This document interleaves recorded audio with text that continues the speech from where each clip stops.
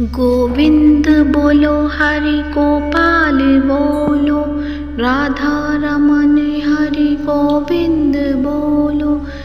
गोविंद बोलो हरि गोपाल बोलो। नमस्कार प्रिय भक्तजनों, आप सभी का मायरा वॉइस चैनल में हार्दिक स्वागत है। आप सभी को चैत्र मास के कृष्ण पक्ष की पाप मोचनी एकादशी की हार्दिक शुभकामनाएं। आज की इस वीडियो में आप सुनेंगे पाप मोचनी एकादशी व्रत कथा और साथ ही सुनेंगे तुलसी माता की कथा। अर्जुन ने भगवान श्री कृष्ण से कहा, हे मधुसूदन, आपने फाल्गुन मास की शुक्ल पक्ष की एकादशी अर्थात आमल की एकादशी के बारे में विस्तार पूर्वक बतलाया। चैत्र मास के कृष्ण पक्ष में आने वाली एकादशी का क्या नाम है तथा उसकी विधि क्या है, कृपया करके आप मेरी बढ़ती हुई जिज्ञासा को शांत कीजिए। भगवान श्री कृष्ण ने कहा, हे अर्जुन, चैत्र मास के कृष्ण पक्ष की एकादशी को पाप मोचनी एकादशी के नाम से जाना जाता है। एक बार की बात है, पृथ्वीपति राजा मानधाता ने लोमश ऋषि से यही प्रश्न किया था जो तुमने मुझसे किया है। अतः जो कुछ भी ऋषि लोमश ने राजा मानधाता को बतलाया वही मैं तुमसे कहता हूँ। राजा मानधाता ने धर्म के गुप्तम रहस्यों के ज्ञाता महर्षि लोमश से पूछा, हे ऋषि श्रेष्ठ, मनुष्य के पापों का मोचन किस प्रकार संभव है? कृपया कर ऐसा कोई सरल उपाय बतलाएं जिससे सभी को सहज ही पापों से छुटकारा मिल जाए। महर्षि लोमश ने कहा, हे नृपति, चैत्र मास के कृष्ण पक्ष की एकादशी का नाम पाप मोचनी एकादशी है। उसके व्रत के प्रभाव से मनुष्य के अनेक पाप नष्ट हो जाते हैं। मैं तुम्हें इस व्रत की कथा सुनाता हूँ, ध्यान पूर्वक श्रवण करो। प्राचीन समय में चैत्ररथ नामक एक वन था।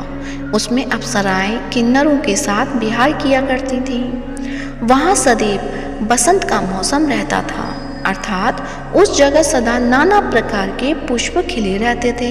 कभी गंधर्व कन्याएं विहार किया करती थीं, कभी देवेंद्र अन्य देवताओं के साथ क्रीड़ा किया करते थे। उसी वन में मेधावी नाम के एक ऋषि भी तपस्या में लीन रहते थे। वे शिव भक्त थे। एक दिन मंजुकोषा नामक एक अप्सरा ने उनको मोहित कर उनकी निकटता का लाभ उठाने की चेष्टा की। इसलिए वह कुछ दूरी पर बैठ वीणा बजाकर मधुर स्वर में गाने लगी। उसी समय शिव भक्त महर्षि मेधावी को कामदेव भी जीतने का प्रयास करने लगे। कामदेव ने उस सुंदर अप्सरा के ध्रुव का धनुष उठाया, कटाक्ष को उसकी प्रत्यंचा बनाई और उनके नेत्रों को मंजुघोषा अप्सरा का सेनापति बनाया। इस तरह कामदेव अपने शत्रु भक्त को जीतने को तैयार हुआ। उस समय महर्षि मेधावी भी युवावस्था में थे और काफी हष्ट-पुष्ट थे। उन्होंने यज्ञोपवीत बीत का दंड धारण कर रखा था। वे दूसरे कामदेव के समान प्रतीत हो रहे थे। उस मुनि को देखकर कामदेव के वश में हुई मंजुघोषा ने धीरे धीरे मधुर वाणी से वीणा पर गायन शुरू किया। तो महर्षि मेधावी मंजुघोषा के मधुर गाने पर तथा उनके सौंदर्य पर मोहित हो गए। वह अप्सरा मेधावी मुनि को कामदेव से पीड़ित जानकर उनसे आलिंगन करने लगी। मेधावी महर्षि उनके सौंदर्य पर मोहित होकर शिव रहस्य को भूल गए और काम के वशीभूत हो गए उनके साथ रमण करने लगे। काम के वशीभूत होने के कारण मुनि को उस समय दिन रात का कुछ भी ज्ञान न रहा और काफी समय तक वे रमण करते रहे। तदुपरांत मंजुघोषा उस मुनि से बोली, हे ऋषिवर, अब मुझे बहुत समय हो गया, अतः स्वर्ग जाने की आज्ञा दीजिए। अप्सरा की बात सुनकर ऋषि ने कहा, हे मोहिनी, संध्या को तो आई हो, प्रातःकाल होने पर चली जाना। ऋषि के वचनों को सुनकर अप्सरा उनके साथ रमण करने लगी। इसी प्रकार दोनों ने साथ साथ बहुत समय बिताया। मंजुघोषा ने एक दिन ऋषि से कहा, हे विप्र, अब आप मुझे स्वर्ग जाने की आज्ञा दीजिए। मुनि ने इस बार भी वही कहा, हे रूपसी, अभी ज़्यादा समय व्यतीत नहीं हुआ है, कुछ समय और ठहरो। मुनि की बात सुन अप्सरा ने कहा, हे ऋषिवर, आपकी रात को बहुत लंबी है, आप स्वयं ही सोचिए कि मुझे आपके पास आए कितना समय हो गया है। अब और ज़्यादा समय तक ठहरना उचित है। अप्सरा की बात सुन मुनि को समय का बोध हुआ और वह गंभीरतापूर्वक विचार करने लगे। जब उन्हें समय का ज्ञान हुआ कि उन्हें रमण करते 57 वर्ष व्यतीत चुके हैं, तो उस अप्सरा को वह काल का रूप समझने लगे। इतना ज़्यादा समय भोग विलास में व्यर्थ चला जाने पर उन्हें बड़ा क्रोध आया। तब भयंकर क्रोध में जलते हुए उस तप नाश करने वाली अप्सरा की तरफ भ्रकुटी तान कर देखने लगे। क्रोध से उनके अधर कांपने लगे और इंद्रियां बेकाबू होने लगीं। क्रोध से थरथराने स्वर्ग में मुनि ने उस अप्सरा से कहा, मेरे तप को नष्ट करने वाली दुष्टा, तू महापापिन और बहुत ही दुराचारिणी, तुझ पर धिक्कार है। अब तुम मेरे शाप से पिशाचनी बन जा। मुनि के क्रोधयुक्त शाप से वह अप्सरा पिशाचनी बन गई। यह देख वह व्यथित होकर बोली, हे ऋषिवर, अब मुझ पर क्रोध त्याग कर प्रसन्न होइए और कृपया करके बताइए कि इस शाप का निवारण किस प्रकार होगा। विद्वानों ने कहा है, साधुओं का शरणत अच्छा फल देने वाली होती है और आपके साथ मेरे बहुत समय व्यतीत हुए हैं, अतः अब आप मुझ पर प्रसन्न हो जाइए। अन्यथा लोग कहेंगे कि एक पुण्य आत्मा के साथ रहने पर मंजू घोषा को पिशाचनी बनना पड़ा। मंजू घोषा की बात सुनकर मुनि को अपने क्रोध पर अत्यंत ग्लानि हुई, साथ ही अपनी अपकीर्ति का भय भी हुआ। अतः पिशाचनी बनी मंजू घोषा ने मुनि ने कहा, तूने मेरा बड़ा बुरा किया है, किंतु फिर भी मैं तुझे इस शाप से मुक्त करने का उपाय बतलाता हूँ। चैत्र मास के कृष्ण पक्ष की जो एकादशी है उसका नाम पाप मोचनी है। उस एकादशी का उपवास करने से तेरी पिशाचनी की देह से मुक्ति हो जाएगी। ऐसा कहकर मुनि ने उसको व्रत का सब विज्ञान समझा दिया। फिर अपने पापों का प्रायश्चित करने के लिए वे अपने पिता च्यवन ऋषि के पास गए।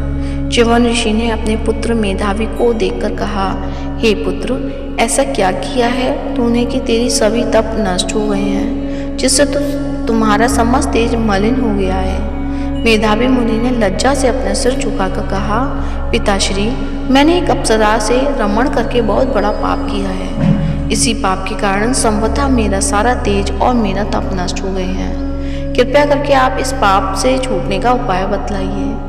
ऋषि ने कहा, हे पुत्र, तुम चैत्र मास के कृष्ण पक्ष की पाप मोचनी एकादशी का विधि तथा भक्ति पूर्वक उपवास करो, इससे तुम्हारे सभी पाप नष्ट हो जाएंगे।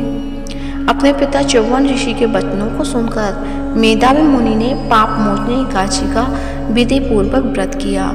उसके प्रभाव से उसके सभी पाप नष्ट हो गए। मंजू घोषा अप्सरा भी पाप मोचनी एकादशी का उपवास करने से पिशाचनी की देह से छूट गई और पुनः अपना सुंदर रूप धारण कर स्वर्गलोक चली गई। लोमश मुनि ने कहा, हे राजन, इस पापमोचनी एकादशी के प्रभाव से समस्त पाप नष्ट हो जाते हैं। इस एकादशी की कथा के श्रवण व पठन से 1000 गौदान करने का फल प्राप्त होता है। इस उपवास के करने से ब्रह्म हत्या करने वाले, स्वर्ण चुराने वाले, मदपान करने वाले, अगम्य गमन करने वाले आदि भयंकर पाप भी नष्ट हो जाते हैं और अंत में स्वर्गलोक की प्राप्ति होती है। तो प्रेम से बोलिए श्री हरि के अनंत स्वरूपों की जय हो, जगत के पालनहार की जय हो। तो आइए सुनते हैं तुलसी माता की कहानी। तो प्रेम से बोलिए तुलसी माता की जय हो। एक बुढ़िया माई तुलसी जी को सींचती और कहती कि हे तुलसी माता, सत की दाता, मैं तेरा बिरला सींचती हूँ, मुझे बहू दे, पीताम्बर की धोती दे, मीठा मीठा ग्रास दे, बैकुंठा में वास दे, चटक की चाल दे, पटक की मौत दे, चंदन का काट दे, रानी सा राज दे, दाल भात का भोजन दे, 11 की मौत दे, कृष्ण जी का कंधा दे। तब तुलसी माता यह सुनकर सूखने लगी तो भगवान ने पूछा कि हे तुलसी, तुम क्यों सूख रही हो? तुलसी माता ने कहा कि एक बुढ़िया रोज आती है और यही बात कह जाती है, मैं सब बात तो पूरा कर दूंगी, लेकिन कृष्ण का कंधा कहाँ से लाऊंगी? तब भगवान बोले, जब वो मरेगी तो मैं अपने आप कंधा दे आऊँगा, तो बुढ़िया माई से कह देना। जब बुढ़िया माई मर गई, सब लोग आ गए। जब माई को ले जाने लगे तो वह किसी से ना उठी। तब भगवान एक 11-12 वर्ष के बालक के रूप में आए और बालक ने कहा कि मैं कान में एक बात कहूँगा तो बुढ़िया माई उठ जाएगी। बालक ने कान में कहा, बुढ़िया माई मन की निकाल ले, पीताम्बर की धोती ले, मीठा मीठा ग्रास ले, बैकुंठा में बास ले, चटक की चाल दे, पटक की मौत ले, कृष्ण जी का कंधा ले। यह सुनकर बुढ़िया माई हल्की हो गई। भगवान ने कंधा दिया और बुढ़िया माई को मुक्ति मिल गई। तो हे तुलसी माता, जैसे बुढ़िया माई को मुक्ति दी वैसे सबको देना। तो प्रेम से बोलिए, तुलसी माता की जय हो, शालिग्राम भगवान की जय हो। अब आप सुनेंगे एकादशी माता की आरती। तो प्रेम से बोलिए, एकादशी माता की जय हो।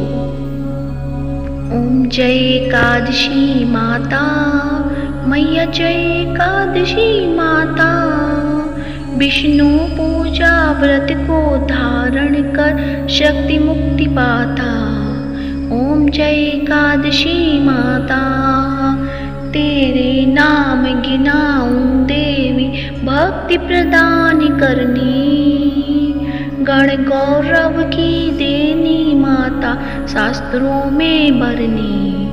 ओम जय एकादशी माता, मार्गशीर्ष के कृष्ण पक्ष की उत्पन्ना, विश्व तारिणी जन्मी, शुक्ल पक्ष में हुई मोक्षदा, मुक्ति दाता बन गई।